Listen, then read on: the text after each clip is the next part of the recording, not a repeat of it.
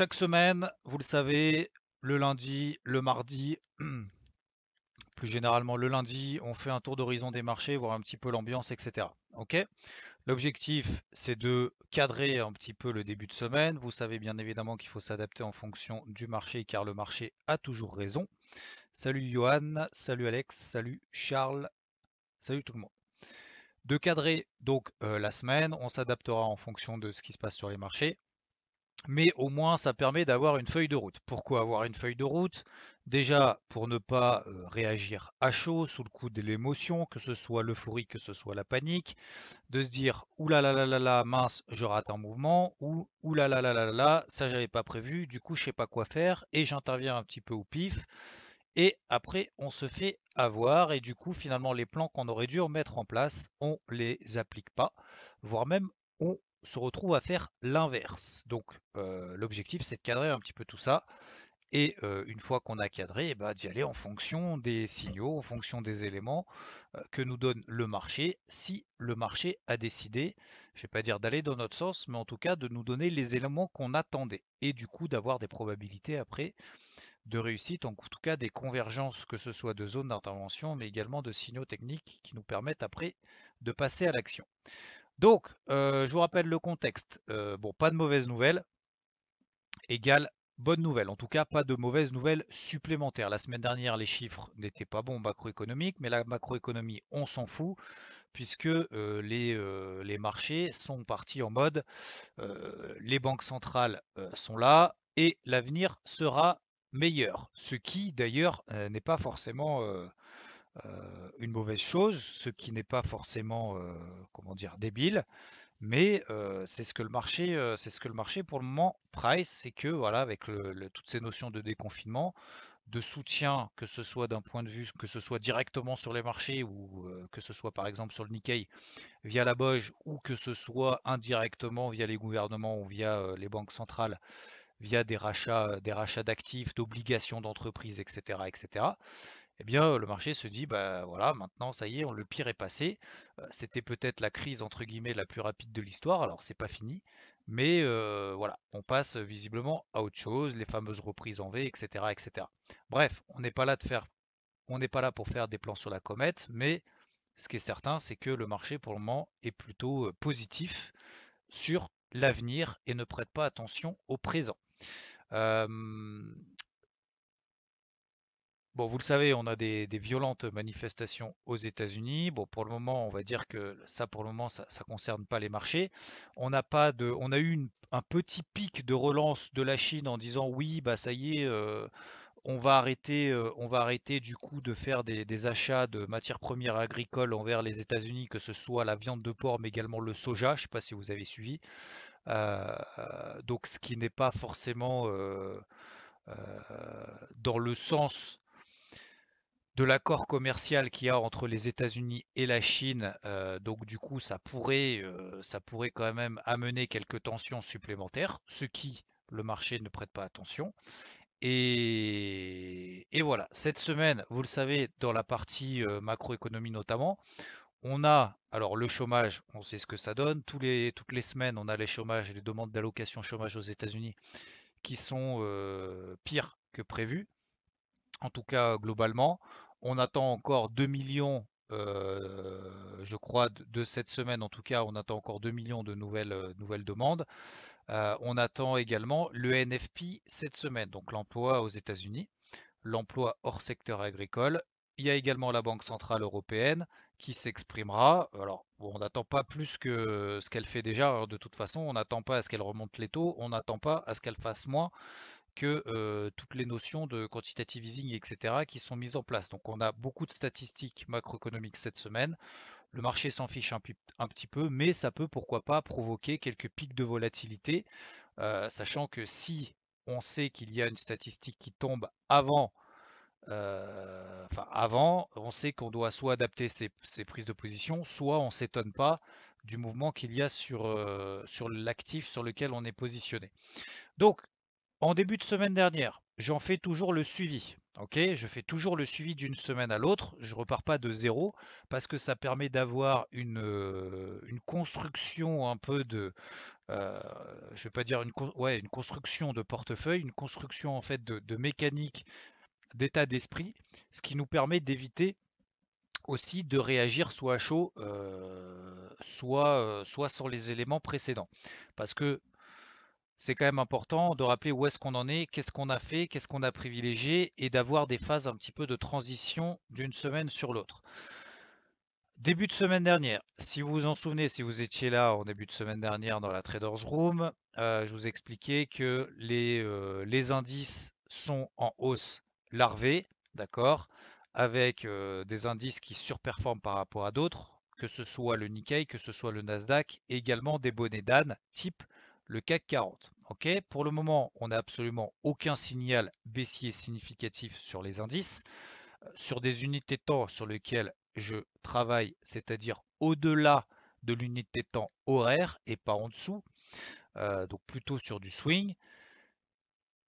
Dans ce contexte-là, on ne privilégie que des achats sur les indices. Pourquoi? Parce que je vous l'ai réexpliqué tout à l'heure. Pourquoi? Parce qu'on était tout simplement dans des phases de range.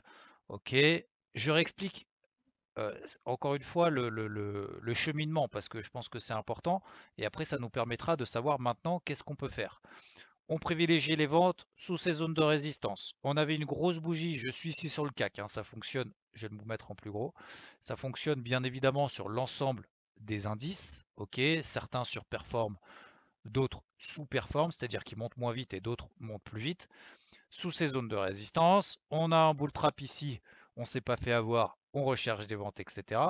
On réagit sur cette zone des 4002 et ensuite on a cette grosse impulsion haussière qui m'incite à me dire, ok, là maintenant, tes ventes au-dessus sur cette zone de résistance, il y a un gros gap, il y a une grosse impulsion, le marché est en train de changer de psychologie. Peut-être. Je privilégie les achats tant qu'on reste au-dessus de ce gap. 4330, 4350. Ok? Même si on est sous résistance. À ce moment-là, on me disait oui, alors peu importe, mais c'est pour vraiment aussi vous faire comprendre ce que j'appelle le bruit de marché. Le bruit de marché, c'est qu'à chaque fois que vous allez prendre une décision sur le marché, il y a quelqu'un qui va avoir vous allez avoir une contrepartie en face. Donc forcément, quelqu'un d'autre, au moins quelqu'un d'autre, va avoir un avis opposé. Mais tout ça pour vous dire que ici, on me traitait de fou en disant oui, on est sous des résistances, c'est pas possible, t'achètes une résistance. Bah oui, le marché est en train de changer de psychologie. Du coup, on privilégie les achats. Ok? Ça, c'était la première phase. Jusqu'à début de semaine dernière également, on privilégie également les achats jusqu'en milieu de semaine dernière. Ok? Je vous expliquerai ça ensuite. Maintenant, le marché poursuit dans cette dynamique, sortie de range, petite tendance précédente, je dis bien petite, c'est même pas une tendance, c'est juste un point d'appui sur cette zone-là. On fait le range, on en sort par le haut. Ok. Maintenant, la question, ça va être qu'est-ce qu'on va faire autour de cette zone-là? Je vais vous l'expliquer dans un second temps. D'accord? Donc, on privilégie plutôt les achats que les ventes. Cette semaine, maintenant, fin des achats pour moi. Je vais vous expliquer juste après d'un point de vue technique pourquoi. Pas parce que j'ai des signaux baissiers, il n'y en a pas, parce qu'on va arriver sur des zones maintenant de résistance trop importantes pour pouvoir prendre le risque de chercher des achats maintenant, que ce soit d'un point de vue horaire, donc sur des unités de temps relativement courtes en intraday, que ce soit en daily. Ça ne veut pas dire qu'on vend n'importe comment, ça veut dire qu'on va attendre maintenant des signaux de vente. Je vous rappelle que lorsque vous tradez le marché, ou que ce soit d'ailleurs que vous soyez investisseur, trader ou tout ce que vous voulez, vous n'êtes pas, vous n'avez pas de fusil sur la tempe pour vous dire prends une position maintenant à l'achat ou à la vente, mais t'en prends une. On peut tout à fait être au moins temporairement à l'écart du marché, ce qui permet d'attendre des éléments qui nous conviennent. D'accord? Donc concernant les indices, je ne cherche plus d'achat à partir de maintenant. Ok? On en cherchait ici sous cette zone de résistance pendant toute cette montée. On a commencé d'ailleurs à travailler des ventes en fin de semaine dernière, juste avant le week-end où on a eu le discours de Trump, où derrière les marchés se sont enflammés, enfin enflammés, j'exagère un peu, mais les marchés ont pris quand même du poil de la bête, notamment sur les marchés américains après la clôture européenne, ok, où les impulsions baissières, finalement, l'impulsion baissière qu'on a vue le jeudi a été rapidement invalidée. D'accord? D'ailleurs, petite parenthèse, non négligeable, je vais prendre le DAX ici. Voilà. On a échoué sous une zone de résistance. D'accord? Alors une zone de résistance oblique, c'est le haut d'un canal haussier, etc. On est toujours en tendance haussière. Vous avez vu derrière, on a fait une bougie rouge qui était quand même fort pas très sympathique. D'accord? Et derrière, on a gapé. Et tout de suite, on a gapé. Finalement, derrière, on est en mode, pour moi, à mon avis, plutôt en mode rachat de short que d'opportunité historique d'entrer sur le marché à l'achat maintenant. Ok? J'y reviendrai juste après. On fait d'abord une vision globale et ensuite on va rentrer de manière spécifique actif par actif. Concernant le dollar américain, à ma grande surprise,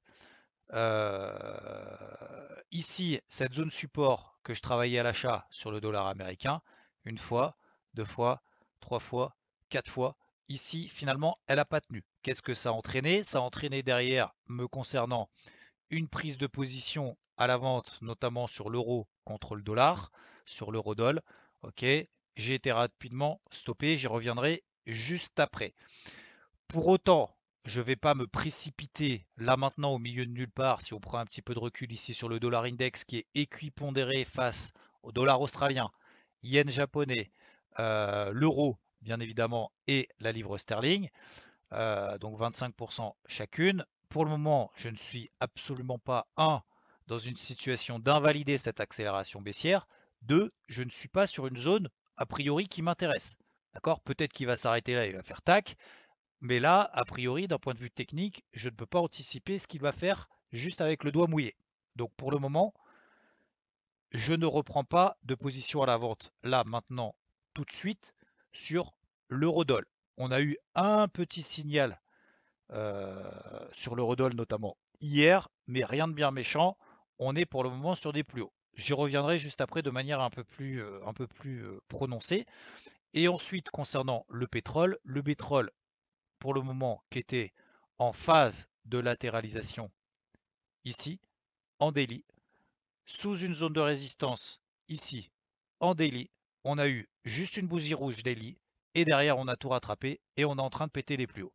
Donc là, pour le moment, on n'a pas d'inversion de tendance non plus. Cette tendance qui reste haussière depuis notamment d'ailleurs la fin, vous vous rappelez les échéances des contrats du mois de mai sur le WTI où les cours du baril étaient arrivés à des niveaux négatifs à moins 37, moins 40 dollars à peu près le baril. Finalement derrière, on retrace quasiment déjà 50% de tout le mouvement baissier qu'on a opéré. Alors là ici je suis sur le Brent, de tout le mouvement qu'on a opéré depuis le début de la crise, ou en tout cas depuis le début de l'année. D'accord? Donc là, on était en mode, il y a trop de stock, les tankers sont au large, c'est en train de déborder, il y en a de partout, on ne sait pas comment, qu'est-ce qu'on va en faire de ces barils de pétrole.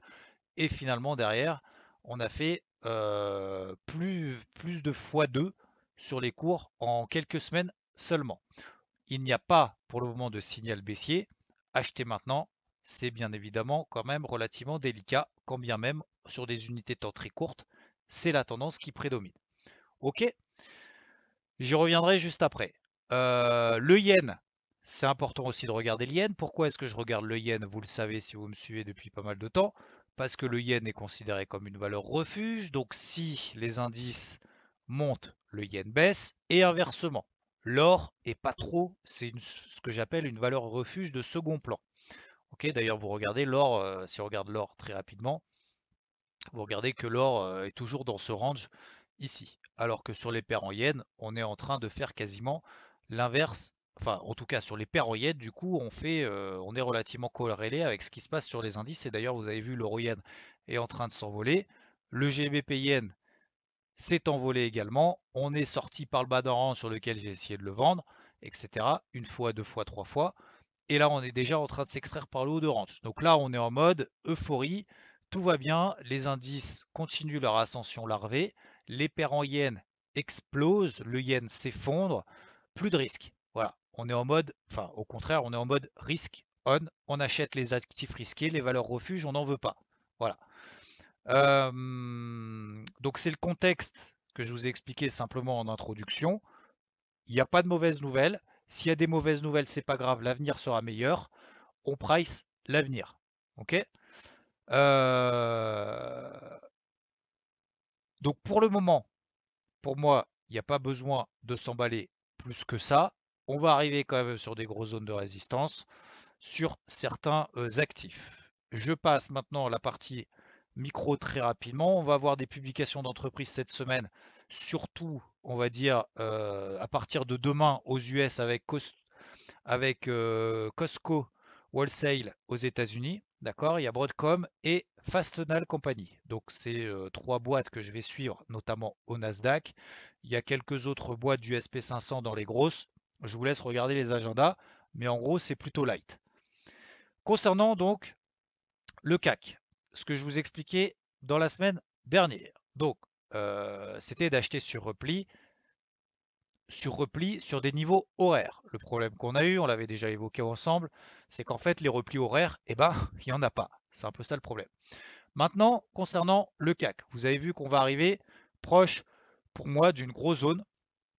La grosse zone sur le CAC, c'est cette zone des 4009. Alors, ce sont des zones, d'accord? C'est pas des zones comme j'entends parfois un petit peu à droite à gauche. Oui, le gros support ou la grosse résistance, c'est à 4902,3, d'accord? On travaille en zone. On travaille ici cette zone des 4009.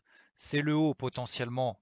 Alors, on peut l'appeler un biseau, un canal ascendant. En gros, vous avez des droites qui convergent ici. Ça vous donne le bas du gap qui est laissé ouvert au milieu de la crise, d'accord? Ici, 4900.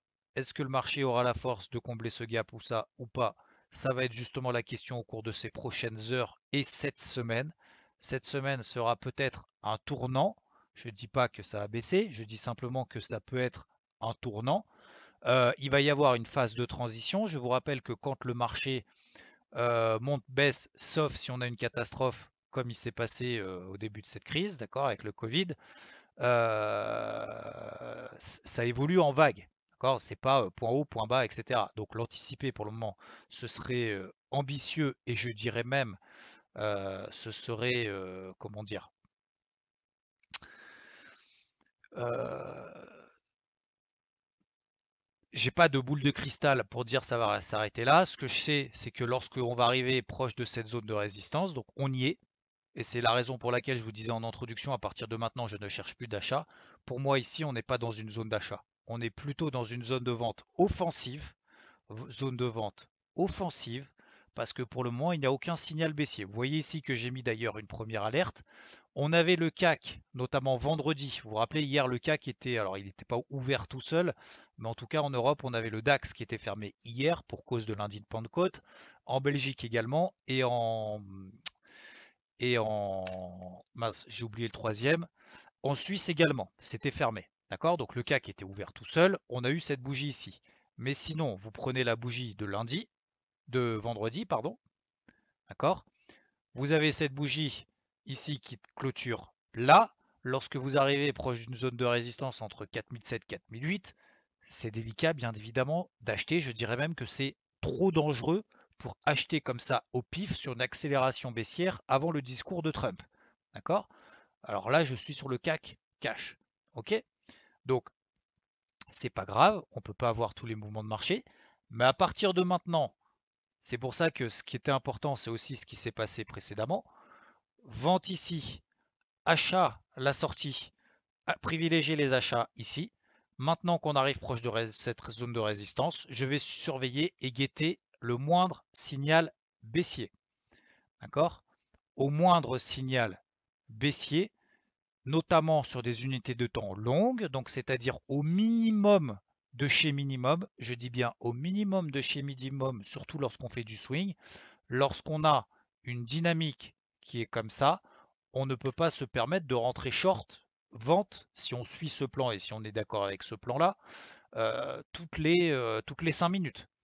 Donc, il faut prendre un petit peu de recul. Si on est effectivement sur une zone dure, le marché nous donnera, on a largement le temps, le marché nous donnera des éléments. Premier élément, c'est si on enfonce les plus bas d'une bougie précédente, d'accord? Donc daily, je suis toujours en daily. Vous voyez ici que j'ai mis une première alerte à 4008, d'accord? Si jamais on échoue ici, que le marché commence à me donner des éléments, ok, on est sous une zone de résistance, on réagit, voire même on commence à donner des signaux de retournement, eh bien à ce moment-là, ok, je pourrais tout à fait prendre de manière offensive, je rappelle de manière offensive parce qu'on est au-dessus des moyennes mobiles MM20, MM50, etc., etc. On est sorti par le haut d'une phase de range, on est en tendance haussière. Là-dessus, tout le monde est d'accord à très court terme.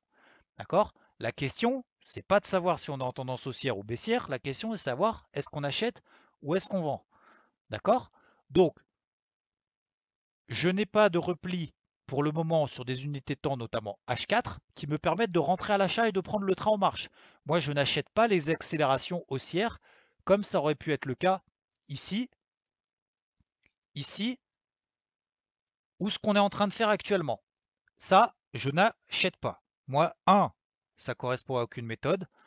Deux, ça correspond tout simplement à se dire ah mince c'est haussier, j'ai raté le mouvement, j'achète là-haut, allez c'est pas grave, je largue tout, enfin ou je reprends tout, peu importe, je passe à l'achat maintenant, puis de toute façon ça montera bien un jour.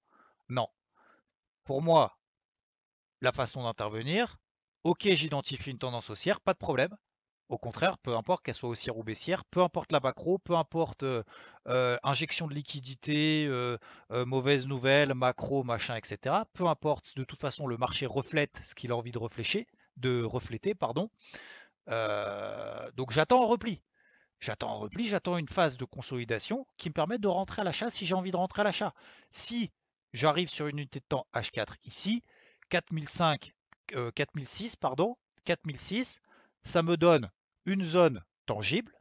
Je suis dans l'accélération haussière. Ça correspondra à 50% de retracement de ce mouvement haussier. Tiens, comme par hasard, 4006, zone horizontale, ça me correspondra à la MM50, la précédente résistance, une bande de Bollinger inférieure. J'attends ici, je prends le train en marche. Ok. Par contre, acheter tout là-haut, moi, ça m'intéresse pas. Voilà, parce que je peux mettre mon stop là-haut et viser la lune. Ok. Par contre, je vais à l'encontre de toute l'analyse graphique qu'on a réalisée précédemment. C'est ce haut d'oblique, le haut du gap, etc., etc. Voilà, c'est pas de l'anticipation. Je ne souhaite pas que les marchés baissent. J'essaye simplement de m'adapter en fonction des éléments que me donne le marché. Les éléments, je vous les ai donnés. Ma stratégie est donc celle-ci. Si j'ai des signaux baissiers daily et que lorsque j'en aurai, je vendrai de manière offensive, et ça je le sais, donc je mettrai un stop juste au-dessus des plus hauts qu'on aura fait. OK. Et sinon, la zone d'achat, c'est à peu près autour des 4006, pas avant. 4006, 4005 sur des unités de temps H4. Voilà pour moi. OK? Jusque-là, est-ce qu'on est bon? J'ai beaucoup parlé sur le CAC. Ça va être relativement la même chose sur les autres indices. Et on va en faire le tour tout de suite. Je vous montre très rapidement quand même l'IBEX qui sous-performe l'indice espagnol. D'accord? Pourquoi je vous le montre? Simplement à titre de curiosité. Je vous rappelle qu'en données mensuelles, on est sur des plus bas de 97, 1997, 2002, 2012 et on a fait à nouveau des plus bas ici. Depuis, qu'est-ce qui se passe? On a une phase de latéralisation. Ok. Je vous rappelle que les phases de latéralisation ont plus de chances, ça ne veut pas dire 100% de chance, ça veut dire plus de chances de sortir par le bas que par le haut. On est en train d'en sortir par le haut. Pour le moment, je reste à l'écart là-dessus. Ok. Si jamais sur l'IBEX, et vous voyez que j'ai déjà mis une alerte, si jamais on fait un bull trap, peut-être, je ne dis pas que je souhaite que c'est ce qu'on fasse, mais c'est mon plan. Si mon plan ne se valide pas, je n'irai pas. Point barre. Donc, pour le moment, je le laisse faire son truc ici.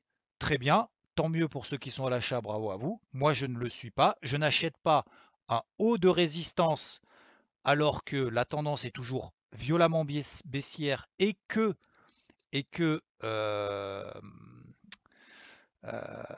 est sous résistance, d'accord? Voilà. On a donné d'ailleurs vendredi dernier, c'est la même chose que sur le CAC. Vous voyez cette bougie rouge qui est quand même pas belle. Je vais vous l'envoyer. Je sais pas si vous la voyez. C'est simplement à titre de curiosité, hein. C'est pas le but, c'est pas de faire quelque chose ou quoi sur les becs. C'est simplement à titre de curiosité. Lorsqu'on arrive sous résistance, tendance baissière, et que vous avez une clôture en extrême, c'est-à-dire qu'on termine la semaine au plus bas de la journée, c'est quand même pas incitatif à acheter. Voilà. Donc moi, j'ai aucun regret là-dessus. Si c'était à refaire, je ferais la même chose. Et vous voyez ici que ça a fonctionné sur la résistance une fois, sur le haut du gap. Vous voyez le haut du gap une fois, deux fois, trois fois, quatre fois. La cinquième, on échoue le vendredi, on a le discours de Trump, derrière les marchés s'enflamment. Enfin, s'enflamment. Toute chose étant relative, bien évidemment. Ok. Donc, non, je vais pas je laisse mon alerte juste ici. Si jamais on réintègre, je dis pas qu'on va le faire, mais si jamais c'est le cas, eh ben j'aurai l'info. J'ai mon alerte qui va sonner. Je vais me dire, tiens, on est en train de consolider. Peut-être que ce qu'on a fait là, eh ben, on reprend tout simplement la tendance de fond, de manière très basique. Ok jusque-là? Sur le SMI, SMI intéressant. Le SMI, regardez, il sous-performe également. Il sous-performe même l'IBEX. C'est-à-dire qu'il a peut-être moins souffert pendant la crise jusqu'au point bas.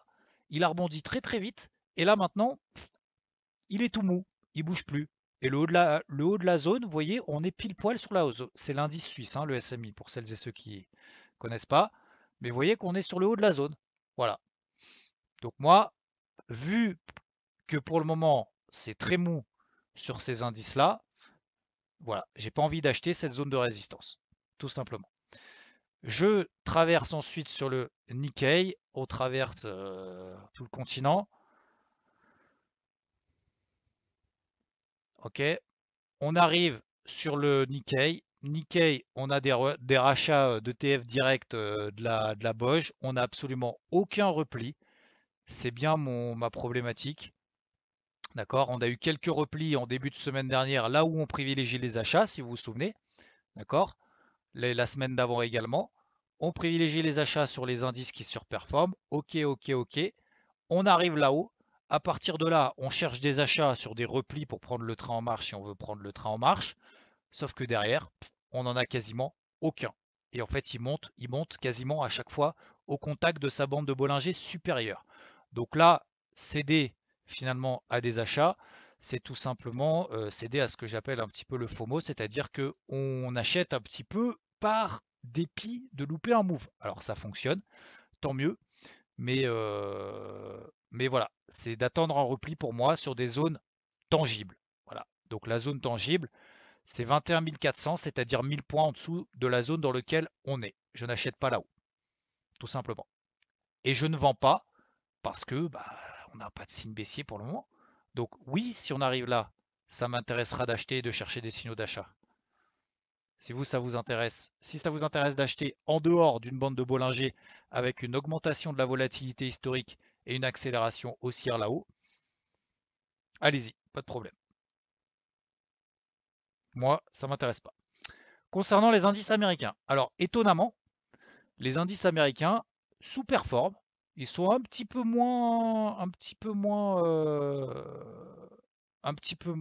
dire ouais, un petit peu moins bullish que les indices européens. Alors vous me direz pour le moment ils sont fermés, c'est normal, oui tout à fait. Donc là c'est le dos cash, hein, donc ça c'est la séance d'hier. Je m'arrête à la séance d'hier. Tendance haussière. Je vous rappelle, c'est la même chose ce qu'on a fait sur les autres indices. On privilégiait les ventes sur le dos ici. On a commencé à privilégier les achats suite à ça, cette bougie impulsive haussière là, ce gros gap, les 23 000 qui tiennent, ça tient, on fait une action-réaction, gros gap, une bougie impulsive, ok là la résistance, non c'est terminé, on la vend plus, on va plutôt même chercher des achats. Donc on m'a traité de débile, t'achètes une résistance, tu connais pas la loi de dos alors que les plus bas sont de plus en plus bas et les plus hauts sont de plus en plus hauts, pardon, les plus bas, pour moi, sont de plus en plus hauts. Et pour moi, cette bougie impulsive est très forte. Passons. Ça permet de faire la transition avec maintenant. Maintenant, je m'autorise à l'approche. Alors, il y a un petit peu plus de marge d'ailleurs que sur le CAC, vous avez vu, hein, que par rapport aux indices américains. Il y a plus de marge, a priori, à la hausse, d'un point de vue purement technique, que sur les indices européens, notamment sur le CAC. Les 4009, on y est quasiment sur le CAC, alors que sur le dos, vous voyez que la zone de résistance, on va dire la borne haute du canal ascendant dans lequel il s'inscrit depuis maintenant 2 mois, on est finalement un petit peu plus haut. Donc vous voyez que je m'ouvre l'esprit en disant oui, il y a de la marge, pas de problème. Par contre, là maintenant, alors on va ouvrir à peu près sur les 25 600 sur le dos, donc juste là en dessous des plus hauts qu'on avait fait la semaine passée. D'ailleurs, on avait gapé à la hausse et derrière, on avait perdu quand même quelques 500-600 points derrière. Je vous rappelle qu'en fin de semaine dernière, on a commencé à vendre sur les US, d'accord? Pour ceux qui me suivent. On avait commencé à vendre là-haut sur les US, là-haut, là. On a eu un premier signal de vente ici, d'accord? Derrière le dos, on a perdu à peu près 700 points sur le dos. D'accord? Donc on a commencé à le vendre ici. Donc là, on est sur le cash, hein. Donc on va ouvrir à peu près à 25 000, normalement 25 600, donc à peu près ici. D'accord? Juste en dessous. On a commencé à le vendre ici. Ça nous a donné une première impulsion baissière. Super, tant mieux. Et là, maintenant, on va arriver là. Donc à partir de là, à nouveau, si jamais j'ai des signaux baissiers sur des unités de temps longues, je répète sur des unités de temps longues, alors ça m'intéressera à le revendre. Si jamais il continue, s'il ouvre vers les 25 600 et qu'il montouille en crabe, et même si on pète cette zone de résistance, cette petite zone de résistance les plus hauts qu'on a fait la semaine dernière, ça ne m'intéressera pas à l'acheter. Par contre, si on fait un petit excès haussier et qu'on donne des signaux baissiers, là ça va m'intéresser à le revendre. Ok? Est-ce que jusque-là c'est bon? Ici c'est achat uniquement. À partir de là, je cherche des ventes. C'est bon? Vous suivez? 15 heures, bientôt fini. SP500, petite prise de recul. J'accélère, vous inquiétez pas, après je vous libère. Le SP500, vous voyez, la borne haute du canal, c'est vers 3100 à peu près, ici. On y arrive. Je commence à placer des alertes, notamment en daily, si jamais on a des impulsions baissières. OK. Ensuite, j'accélère sur les autres indices. Le VIX, je passe, il ne se passe rien. Sur le Forex, j'ai commencé, comme je vous le disais en introduction, j'ai cherché j'avais pris une position vendeuse ici. Donc je vous rappelle, pour en faire le suivi jusqu'au bout. Impulsion haussière, ici, je cherchais que des ventes, hein, sur l'eurodoll depuis le début, jusqu'à 1,0820. 1,0820, invalidation des ventes. Sabour, 1,09, achat. On arrive jusqu'ici, je recherche à nouveau des achats et on broute sur les indices. À partir de indices, je commence à chercher des ventes. J'ai pris une première position vendeuse. Je me suis fait stopper sur des ventes sur l'eurodoll sur les indices 50. D'accord, j'avais pris une position sur les indices 10, indices 15 à peu près, indice 50. D'accord. Euh, je, je sors, donc je me fais stopper sur ces ventes-là. Maintenant, sur l'eurodoll, je n'ai pas d'obligation de passer à l'achat sous une grosse zone de résistance. On prend un petit peu de recul sur des unités de temps longues. Sur l'eurodoll, quelle est la tendance pour le moment? Elle est toujours baissière. On arrive sur des grosses zones de résistance, notamment en weekly. L'erreur que j'ai faite, ça c'est clair et net. L'erreur, c'est peut-être, enfin c'est sûrement d'ailleurs, euh, de ne pas avoir été beaucoup plus ambitieux plus rapidement sur l'eurodoll. Pourquoi? Parce qu'à la base, mon achat, c'était 1,0910, 1,0915. Ok. Premier objectif, cette première résistance. Deuxième objectif, 1,1120, 1,1150. La deuxième résistance sur laquelle on est. Peut-être d'avoir été trop impatient de me dire, ce serait quand même étonnant de voir l'eurodoll s'enflammer tout seul jusque là-haut. Tu devrais peut-être prendre tes bénéfices rapidement, voire même te remettre en question tout de suite. Voilà, ça a été ma grosse erreur de la semaine dernière. C'est clair, c'est clair et net. J'ai remis en question mon plan de manière beaucoup trop tôt. Dac. Voilà. Donc là maintenant, vous voyez, j'ai une première alerte 1,11 17, 1,11 00. ce serait un premier signal de confirmation du fait que, un, on arrive sous une zone de résistance et on donne des premiers signaux baissiers. C'est pas parce qu'on donnera, par exemple, vous prenez cet exemple ici, cet exemple-là sur l'eurodoll, voilà, on a une première accélération haussière, un échec sur résistance, on fait une première alerte, derrière on retravaille. Donc c'est possible qu'on retravaille plusieurs fois. Ok? Je mets en weekly. Est-ce que c'est une zone d'achat? Est-ce que c'est une zone de vente? On est plus sur une zone de vente que sur une zone d'achat dans le sens de la tendance baissière weekly. Oui, on a une impulsion haussière, mais pour le moment, je vais là, à partir de maintenant, sur l'eurodoll, chercher des ventes. Ok? Et puis bah si j'ai pas de signal de vente, et ben j'ai pas de signal de vente. Et s'il s'envole, s'il continue à monter sur les 1,13, et ben il montera sur les 1,13. Voilà, peu importe. Ça m'intéresse pas. À partir de maintenant, acheter l'eurodoll, on l'a fait ici. C'était le point idéal d'achat. Mon erreur a été de ne pas le tenir jusqu'à 11,50. On y est, hein, on est à 11,70, à 20 pips près, on y est. Là maintenant, je cherche des ventes sur cette zone de résistance daily. D'accord? Donc, je vais attendre des signaux sur du H4, sur du daily. Pour le moment, du H4, tant que je passe pas au moins sous les 1,1120 à l'heure où je suis en train de vous parler, donc ce mardi à 15 h 2 juin, et bah pour le moment, j'ai pas de signal de vente. Ok, je suis dans une phase d'accélération haussière. J'achète pas une zone de résistance. Ici, sous une zone de Bollinger H4, etc., etc., aucun intérêt.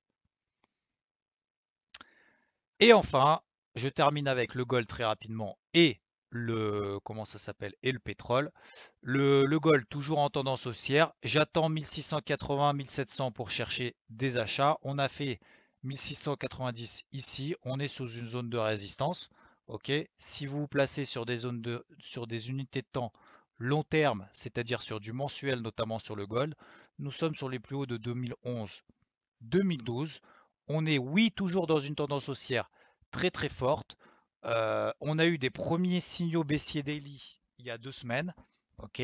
Derrière, ça nous a donné quand même pas mal de choses.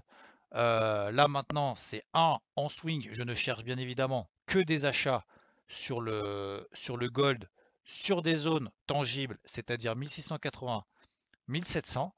Ok. Et pour celles et ceux qui m'ont écouté ce matin, notamment sur Aria, si jamais on est en mode je cherche que des achats, peu importe, ça baisse, ça monte, je veux simplement suivre le mouvement. On est simplement, comme je vous l'ai dit, dans un mouvement ascendant ici, sur le gold, d'accord? Et si on cherche des achats, si on est ambitieux, pourquoi pas simplement juste au-dessus des plus hauts qu'on fera là. On n'aura pas un timing excellent, ça c'est clair, mais on est dans le sens H4, on est dans le sens daily, on est dans le sens weekly. Voilà. Et peut-être qu'on va le faire là d'ici quelques secondes. On met le stop juste en dessous des plus bas. J'ai les indices américains qui sont en train de sonner, ils n'ont pas encore ouvert, vous voyez 25 580 ici sur le dos. Voilà, donc hop. Et concernant le pétrole, je reste out. Pour moi, on est dans un excès haussier, mais ça, c'est simplement, ça relève pour le moment simplement de la prédiction. Je n'achète pas ici le pétrole, c'est beaucoup trop tard. Je le vendrai si on réintègre cette résistance, d'accord? Si on réintègre cette résistance, dans ces cas-là, ça m'intéressera à le revendre sur un signal de bull trap. Ok? Donc, confirmation d'un bull trap, on réintègre la résistance. Si j'ai des signaux baissiers daily, j'y vais, mais je pense pas que le pétrole ce soit le truc auquel il faille se concentrer là maintenant tout de suite. Est-ce que vous avez des questions? Donc, je rappelle, je cherche des ventes à partir de maintenant sur les indices à avoir été à l'achat, que ce soit sur les 4005, que ce soit sur le DAX, sur l'arrivée des 11002 après l'impulsion sur les 10002. D'accord? On arrive sur des zones dures. Ok, ça va pas être simple, ça va pas se faire en 2 jours. Le but c'est pas de prévoir que le marché va baisser ou va s'effondrer. Le but c'est simplement d'exploiter des zones d'intervention. On a un élastique qui est tendu par rapport aux moyennes sur les indices. On est en mode FOMO, c'est-à-dire j'achète un petit peu tout, n'importe quoi, n'importe comment, sans bonne nouvelle, sans mauvaise nouvelle, certes, et tant mieux, mais voilà. Là, on va arriver dans une zone délicate. Soit on passe en mode offensif pour moi, hein, soit je passe en mode offensif vraiment en intraday sur des petits signaux pour le moment en attendant d'y voir plus clair. Soit je lâche l'affaire, mais pour moi, c'est hors de question d'acheter dans la zone de cours actuelle. Est-ce que c'est bon pour tout le monde? Est-ce que vous avez des questions? Si vous n'avez pas de questions, je vous souhaite une bonne semaine, une bonne fin de journée et je vous dis à plus. Ciao.